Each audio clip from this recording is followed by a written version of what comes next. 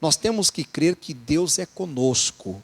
A palavra é quando o anjo veio anunciar o nascimento de Jesus, uma das coisas que o anjo diz, que o nome do nosso Salvador seria chamado Emanuel. Emanuel, traduzido, quer dizer Deus conosco. Então nós temos um Deus que é conosco.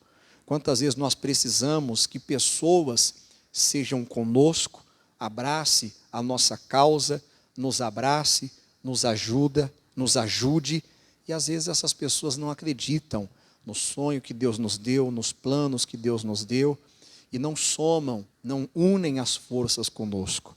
Às vezes pessoas que até mesmo ficam contra nós, tentam até atrapalhar de andarmos para frente, de vivermos aqueles planos e sonhos que Deus tem para a nossa vida. Como José. José foi contar os sonhos dele para os irmãos, e os irmãos não foram com ele, não.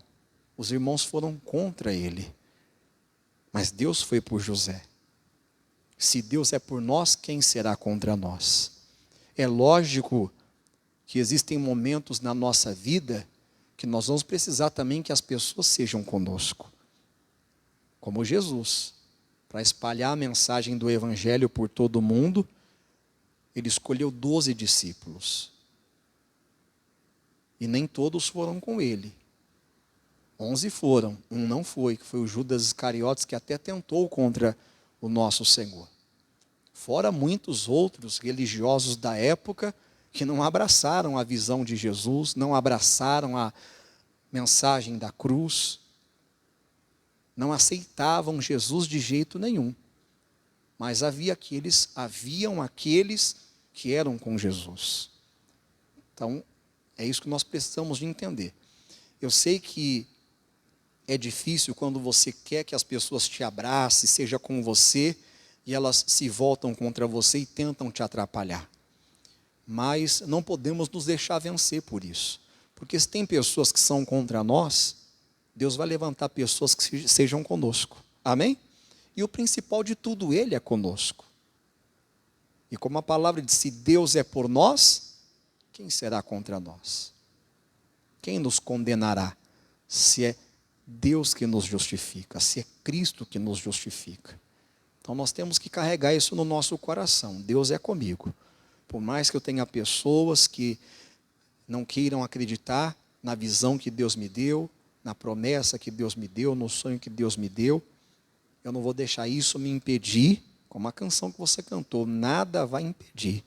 Eu não vou deixar nada impedir a bênção do Senhor de se manifestar na minha vida. Então carregue no seu coração isso. Deus é comigo. Diga, Deus é comigo. Diga a pessoa perto de você. Olhe para a pessoa mais bonita e cheirosa e diga para ela, Deus é contigo. Deus é contigo. Deus é contigo. Amém? Eu já vi até vídeos, nós temos que tomar cuidado com alguns vídeos, com algumas coisas que tem na internet, que tem muita coisa boa, mas tem muita coisa também que não presta, pessoal.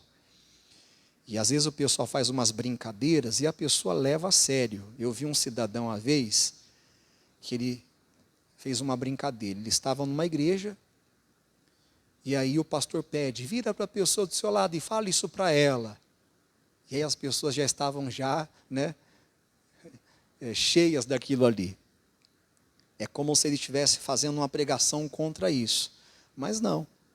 Isso nos ajuda a interagir um com o outro, nos ajuda a se unir ainda mais, se conectar ainda mais um com o outro. Quando você olha para o irmão do seu lado, você fala com ele, isso abre as portas para você ter comunhão, como Deus quer que os irmãos tenham comunhão e vivam em união. Você tem que saber até a cor do olho do irmão que fica perto de você. Né? Olhar bem nos olhos da pessoa e ver a cor dos olhos dela. Segundo estudiosos, isso ajuda nós nos conectarmos melhores uns com os outros. Mostra que você realmente se importa com a pessoa. Hoje eu quero trazer uma mensagem para o seu coração que vai te ajudar muito. O título da mensagem é Deixaram Jesus para trás. Deixaram Jesus para trás.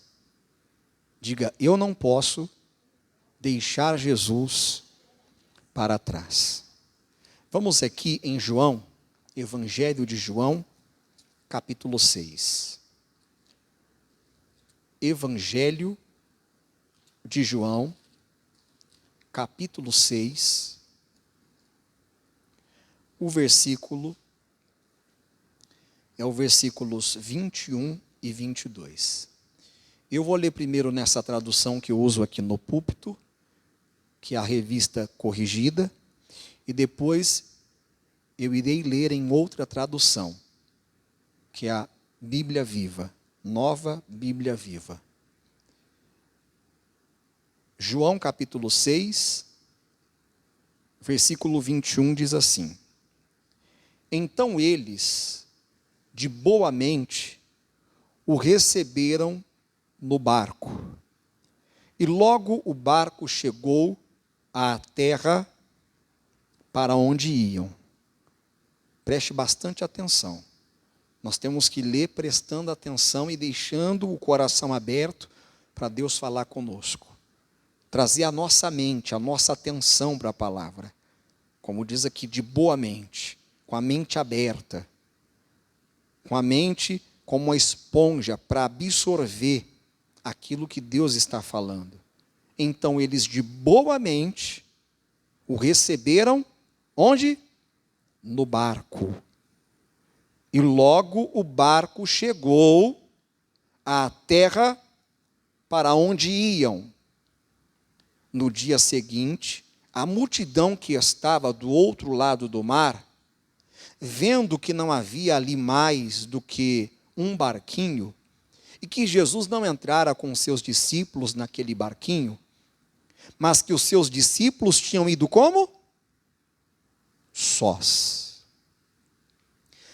Em outra tradução diz assim: então de boa vontade deixaram Jesus entrar no barco, e logo chegaram ao lugar onde queriam chegar. Então de boa vontade deixaram Jesus entrar no barco, e logo quer dizer rápido, antes mesmo do previsto, lembrando que enquanto eles estavam indo para o outro lado do lago, no meio uma tempestade se levantou, havia ainda 6 quilômetros à frente, para eles alcançarem o outro barco, mas quando eles deixaram Jesus entrar no barco, além da tempestade se acalmar, eles conseguiram chegar do outro lado. Nós temos que entender isso. Mesmo andando com Deus, andando na obediência à palavra de Deus, as tempestades irão se levantar contra nós. Algumas pessoas até mesmo questionam: será que Deus é comigo? O diabo investe muito para roubar a nossa fé, para nos fazer voltar atrás, para ficar parados, sem avançar. E existem algumas pessoas que estão permitindo o inimigo roubar a fé delas. O apóstolo Paulo alertou sobre esse perigo que as pessoas passam, que nos últimos tempos alguns iriam abandonar a fé, para darem ouvidos a espíritos enganadores e a doutrina de demônios. Então você tem que ter um foco, um alvo. Jesus mandou chegar em tal lugar, é lá que eu vou chegar.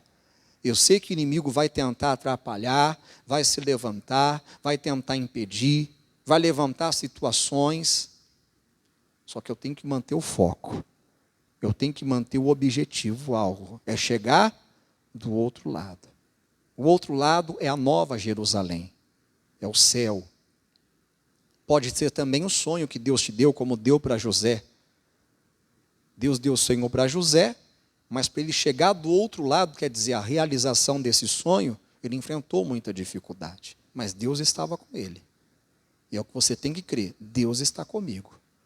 Você tem que deixar Jesus entrar no seu barco, pois é quando Jesus entra no seu barco que você consegue chegar do outro lado. E o que é Jesus entrar no seu barco? É Jesus, a palavra, entrar no seu coração. É a palavra entrar na sua mente. É você aceitar aquela palavra que Deus está dando. Tem pessoas que não aceitam. Tem pessoas que o pregador está falando e a pessoa fecha o coração. A pessoa fica até com raiva do pregador. Daqui a pouco nós vamos chegar no caso de Jeremias, o profeta Jeremias. Esse profeta foi considerado um profeta chorão. Por quê? Por causa da rebeldia do povo. O povo não aceitava, não deixava Deus entrar no barco deles, não deixava Jesus entrar no barco deles. Apesar de Jesus ainda não ter sido enviado na época de Jeremias, Jesus sempre existiu. Jesus foi antes de tudo. Antes da criação ele estava com Deus, ele era Deus, ele é o próprio Deus. É a Santíssima Trindade que ninguém consegue explicar. Então eles não deixavam Jesus entrar.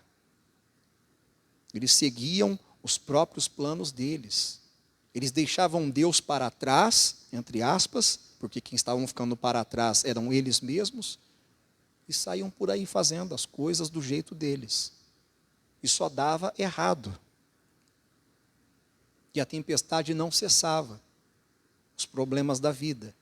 E eles não conseguiam nunca avançar e chegar do outro lado. A mesma coisa o povo de Israel quando Deus os libertou do Egito. Por que eles não conseguiram chegar do outro lado? O outro lado era o quê? A terra prometida. Por que eles não conseguiram chegar? Aquela geração toda morreu no deserto. Foram os filhos deles que entraram. A geração de 20 anos para baixo. Porque eles não aceitavam também a palavra, os mandamentos que Deus havia dado através de Moisés. Então isso é a lição para nós. Você pode estar na igreja, eu posso estar no púlpito da igreja, mas se eu não deixar Jesus entrar no meu barco, eu não vou chegar do outro lado. Eu posso remar como eles, quando a tempestade estava, eles estavam remando e não saía do lugar. Fazendo um esforço tremendo, suando até frio. E não saía do lugar. Se você tem lutado, remado, orado, jejuado, e não sai do lugar, ao invés de avançar, você está parado, até mesmo voltando, andando para trás, é hora de você examinar a sua vida. Será que eu estou deixando Jesus entrar no meu barco?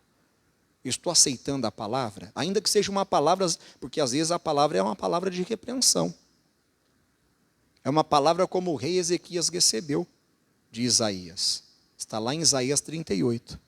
Põe a tua casa em ordem, porque morrerás e não viverás. E ele foi sábio. Ele deixou Jesus entrar no barco, pessoal. Estava doente para morrer, foi curado. A cidade estava cercada por inimigos para invadir. Deus deu vitória contra os inimigos e botou os inimigos para fugir. Os dias estavam contados e Deus prolongou os dias para 15 anos. Fora a prosperidade e muitas outras bênçãos que ele recebeu. Olha como vale deixar Jesus entrar no barco. Hoje, vindo para cá, Deus me fez lembrar de uma palavra que Ele me deu algum tempo atrás. O Espírito Santo me fez lembrar.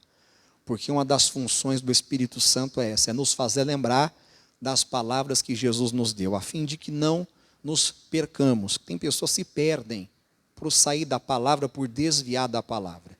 A pessoa que sai da palavra, ela perde a fé. E por mais que ela se esforce para agradar a Deus, ela não consegue, porque sem fé é impossível agradar a Deus. E a fé vem pelo ouvir, e o ouvir o quê? A palavra de Deus. Aí o Espírito Santo me fez lembrar. Aquela passagem que Samuel repreende o Saul, e diz para ele, está lá em 1 Samuel capítulo 15, que obedecer é melhor do que sacrificar. E o atender é melhor do que gordura de carneiro. Deus não tem tanto prazer em holocaustos e em sacrifícios, como em que se obedeça a sua palavra. Então, o maior sacrifício é a obediência à palavra. Não adianta ficar orando horas e horas, jejuando dias após dias, se você não obedece à palavra. Tem pessoas que oram 5 horas e Deus não atende a oração delas. Por quê? Elas não estão em obediência à palavra. Não estão ouvindo a voz de Deus. Fazem um esforço tremendo e não saem do lugar. outro ora 5 minutos, mas é obediente à palavra, e Deus abençoa e essa pessoa anda para frente. Ao que ora 5 horas e se esforça muito, fica revoltado, achando que Deus é injusto, que Deus é mau. Como é que pode, Deus? Eu oro 5 horas todo dia, eu jejuo 2 vezes por semana, eu dou o dízimo de tudo que possuo, eu não me misturo, eu não sou igual aos demais homens. Quer dizer, cheio de si, de orgulho, mas não tem obediência à palavra de Deus, não enxerga os próprios erros.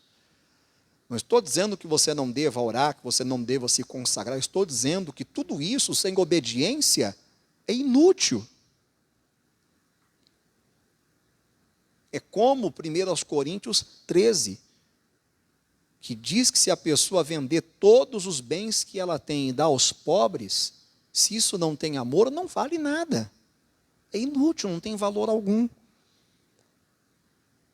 O que as pessoas fazem sem amor, sem fé, sem obediência, se torna vão, se torna inútil. O Salmo 127 deixa isso bem claro. Se o Senhor não edificar a casa, em vão trabalham aqueles que a edificam.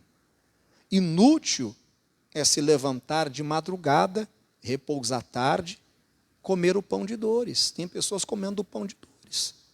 Dá um duro, desculpa a expressão, trabalha feito um condenado. E não sai do lugar. Não chega aonde quer chegar. Como diz aqui, ó. Então, de boa vontade, deixaram Jesus entrar no barco. E logo chegaram ao lugar onde queriam chegar. Onde você quer chegar?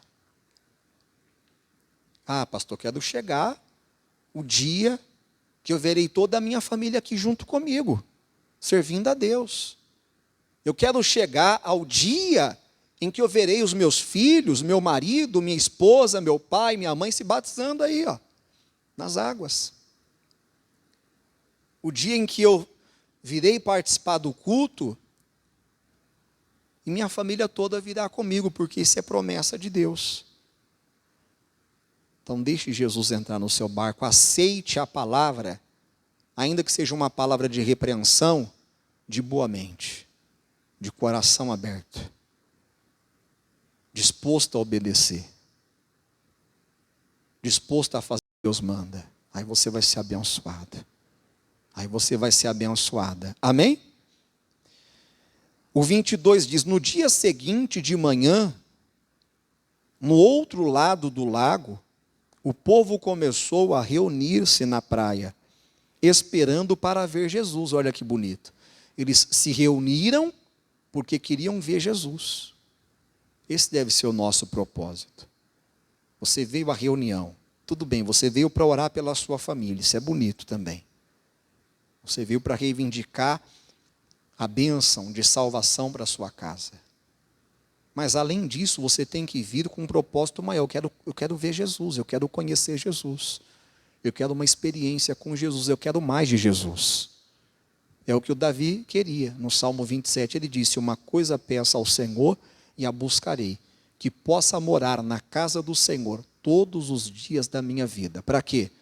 Para contemplar a sua formosura, olha aí. Ele queria contemplar, ele queria ver a beleza do nosso Deus. Tem um salmo que ele até diz que ele adorava a Deus na beleza da santidade de Deus.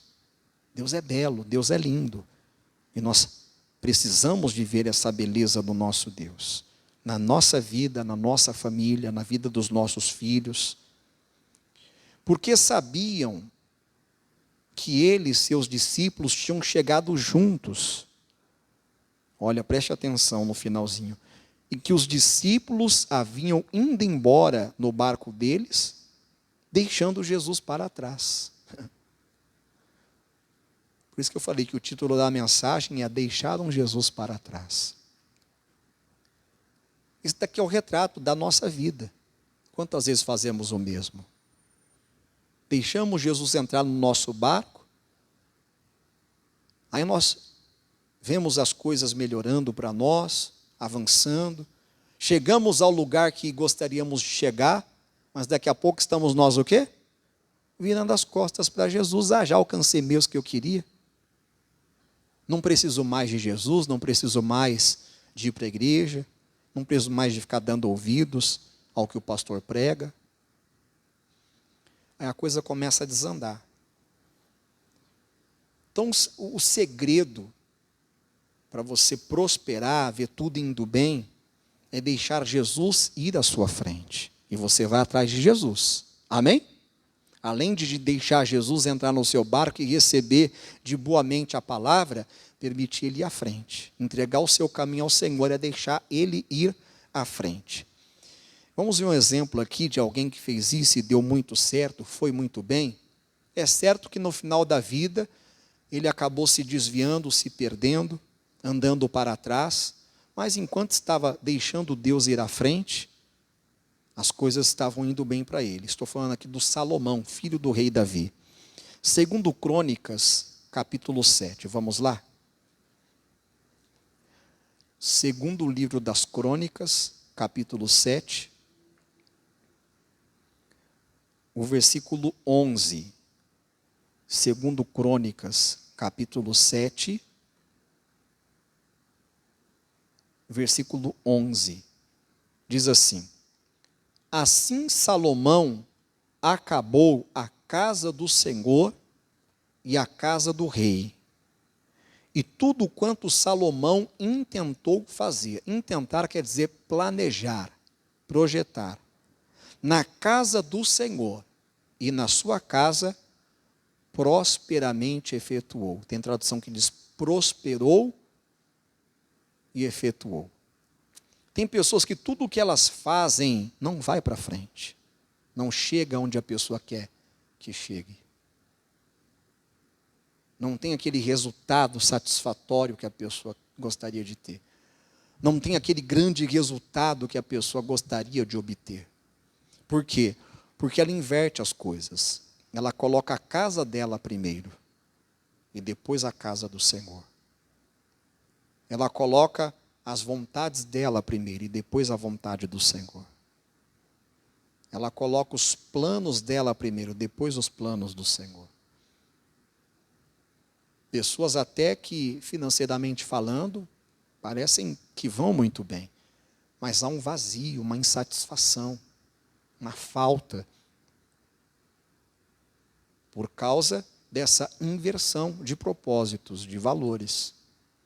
Mas quando a pessoa se ajusta, coloca a casa em ordem, como o rei Ezequias fez, ela vê aquela bênção do Salmo 1 alcançando a vida dela. Tudo o que ela faz prospera.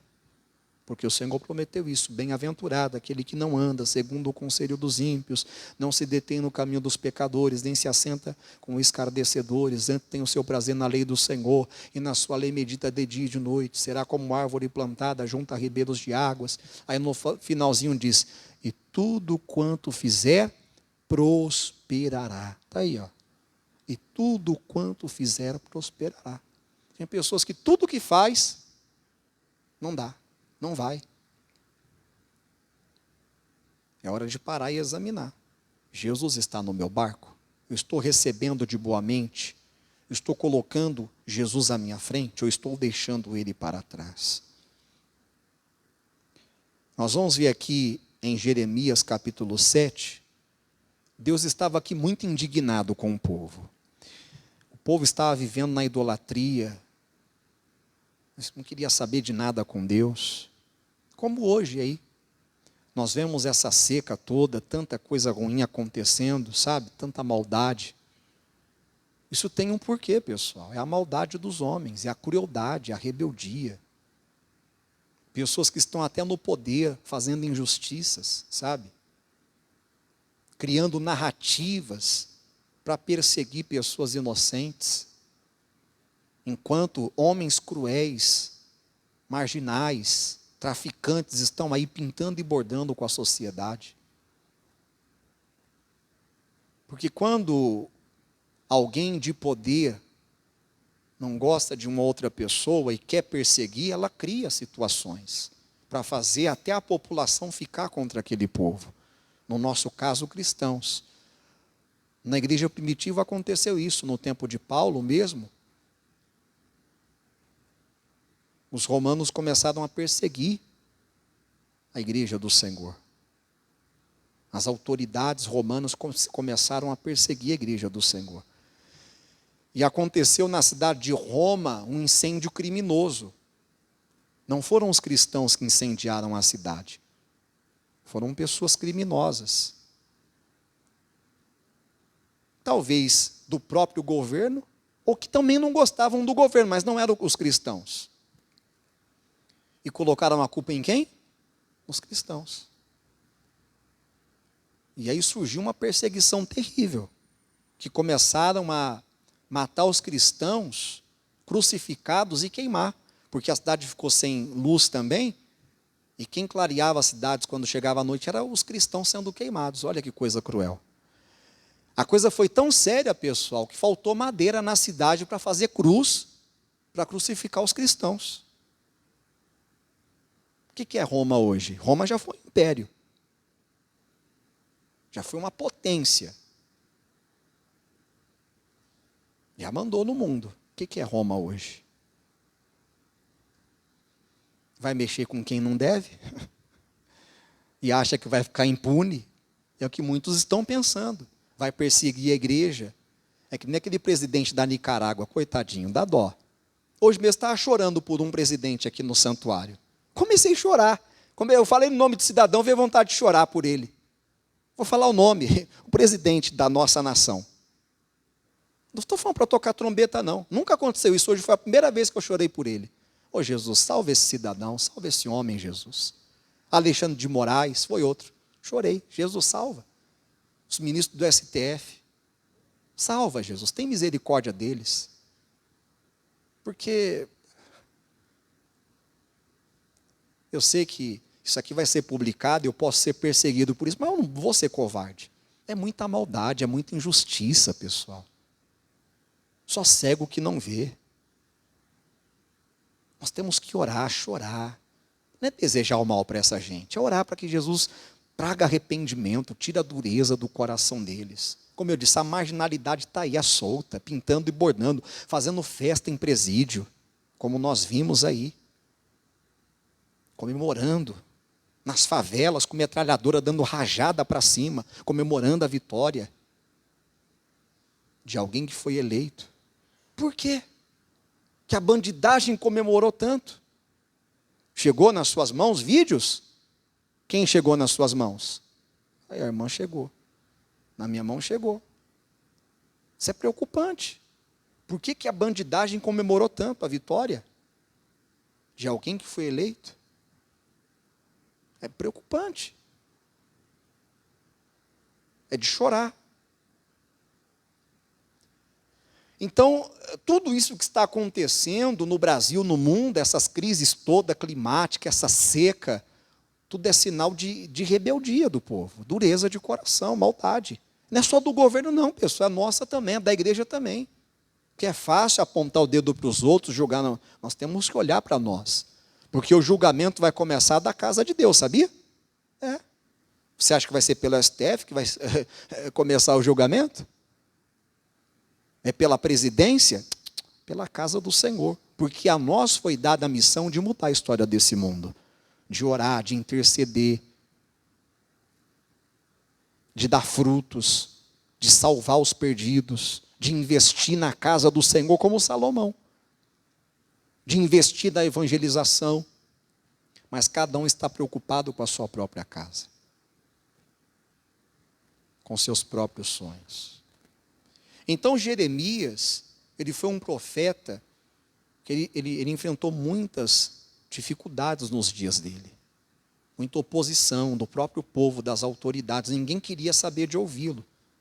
Batia nele, prendia. Deixava ele sem comer. Tudo para ele parar, se calar. Queria censurá-lo. Para ele não pregar mais, para ele desistir de pregar a palavra de Deus. Mas ele não desistiu, ele foi valente. Só que chegou uma hora que Deus falou o seguinte: olha, não ore mais por esse povo. Deus ficou tão indignado com o povo que Deus não queria mais nem saber de ouvir a oração, a intercessão dele pelo povo. De tanto desgosto que o povo estava dando em Deus. Você já pensou? Deus falar para o líder da igreja, que é o missionário R.R. Soares, não ore mais por esse povo que eu não vou te ouvir? Coisa séria. Ou falar para mim, que eu sou o líder aqui da igreja aqui, local, regional, em Nova Lima. Fernando, não ore mais por esse povo. É misericórdia mesmo. Deus, por quê? Não, porque eles não querem saber de me ouvir. Eles me deixaram para trás e não, eu estou falando, e eles não querem dar atenção. Estou insistindo. Eles não querem saber. Não ore mais por eles não, que eu não vou ouvir. Foi o que Deus falou aqui, ó, Jeremias capítulo 7, versículo 16. Denise, dá uma olhadinha para mim aqui, por favor, só para ver se está gravando ainda.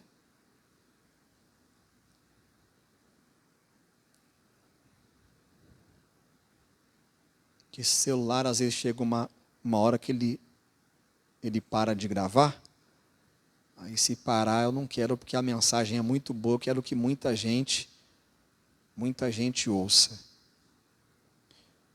Então, tá bom. Versículo 16 diz assim, ó. Tu, pois, não ores por este povo. Tu, pois, é Jeremias capítulo 7, versículo 16. Tu, pois, não ores por este povo, nem levantes por ele clamor ou oração. Nem me importunes, não insista, porque eu não te ouvirei. Coisa séria, hein, pessoal? Olha, não insista. Eu não vou ouvir. Se você ler o capítulo todo, você vai entender melhor o porquê. Eles estavam na feitiçaria, na idolatria, servindo a outros deuses e provocando a ira de Deus, desagradando extremamente a Deus, andando em caminhos que não eram os caminhos de Deus. O versículo 23 diz assim, ó: mas isto lhes ordenei dizendo, dai ouvidos à minha voz, e eu serei o vosso Deus, e vós sereis o meu povo, e andai em todo o caminho que eu vos mandar, para que vos vá bem. É para o seu bem. Eles não quiseram, por isso se deram mal. Foram levados para o cativeiro babilônico, e lá ficaram como escravos durante 70 anos. Coisa séria, hein? Versículo 24. Mas não ouviram, nem inclinaram os ouvidos.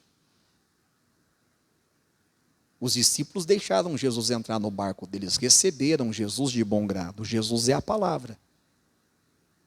Mas andaram nos seus próprios conselhos, no propósito do seu coração malvado, e andaram para trás e não para adiante, não para frente. Como que uma pessoa que deixa Deus para trás, deixa Jesus para trás, deixa Jesus fora dos planos dela, tudo que ela faz, ela não quer saber se está de acordo com a palavra ou não. O que ela quer é que dê certo. Não, o que eu quero é prosperar. O que eu quero é ser feliz. O que eu quero é prazer. Não é o que muitas pessoas querem? Se Deus se agrada ou não, isso não me importa. É o que algumas pessoas dizem. Você vê que os homens são tão maus que essa fala que eu falei agora. Tem pessoa que é tão mal e cruel que ela corta só essa parte e publica. Para queimar o filme do pastor. Olha o que esse pastor falou. Aí você vê na internet e fica escandalizado. Nossa, não, mas o pastor falou, mas ouviu o contexto da pregação? Porque até parece, né, que eu estou fazendo apologia, nessa partezinha que eu falei, a pessoa buscar prazer não está nem aí para que Deus fala, sim ou não? Por isso tem que tomar cuidado com os conteúdos que você vê na internet, principalmente vídeos pequenos. Se tem um inimigo da igreja que vê uma coisa dessa e quer atrapalhar, ele faz o corte só para o prazer dele, para você ver como a sociedade está corrompida. Então, como uma pessoa dessa, que age dessa maneira, que trabalha contra a igreja, contra os servos do Senhor, vai prosperar na vida? E ainda que aparentemente esteja prosperando, é uma prosperidade falsa, manipulada, que depois vai trazer um prejuízo terrível para a vida dessa pessoa. Então eles andaram para trás. Nós vamos ver aqui para terminar o caso de Pedro e alguns outros pescadores. Pescaram a noite toda e não conseguiram nada, não chegaram a lugar algum. Voltaram à beira-mar com um barco vazio e com as redes vazias. Alguns podem dizer, o mar não estava para peixe. Já ouviu falar? A desculpa é sempre essa, né? O mar não estava para peixe. Nada disso, o mar tinha peixe sim. Mas quando a pessoa está fora da direção de Deus, os peixes correm dela. Os peixes simbolizam as bênçãos de Deus. Os peixes não correm para a rede dela, para o barco dela, correm para longe. Ih, Fernando está vindo aí, sai fora. Vamos se esconder. A bênção se esconde da pessoa. Está amarrado de mim, não vai esconder não. Estou dando um exemplo só. Amém? E que não se esconda de você também. Pelo contrário, que aconteça como está escrito em Deuteronômio 28. Que a bênção venha sobre você, sobre a sua família, sobre os seus filhos, sobre o trabalho das suas mãos, sobre a sua terra, sobre os seus animais, sobre o seu casamento. Deus te exalte. Que tem gente que é assim, ela fica mudando, né? Eu vou embora desse campo, vou para a cidade, que aqui no campo não está dando certo não prospero. Vai para a cidade, também não prospera. Nenhum lugar prospera, a bênção foge dela para onde ela vai. Mas quando a pessoa está com Jesus no barco, com Deus à frente, onde ela estiver, seja no campo ou na cidade, Deus exalta, Deus abençoa. Que Deus prometeu. Quando a pessoa atentamente ouve a voz dele e obedece, a bênção alcança a vida dela e essa pessoa é exaltada na cidade e no campo. Deus abençoa. Vamos aqui então para terminar em Lucas, capítulo 5. Lucas capítulo 5.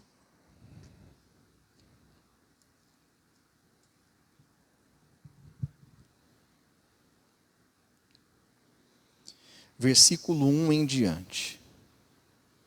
E aconteceu que, apertando-o a multidão para ouvir a palavra de Deus, estava ele junto ao lago de Genezaré.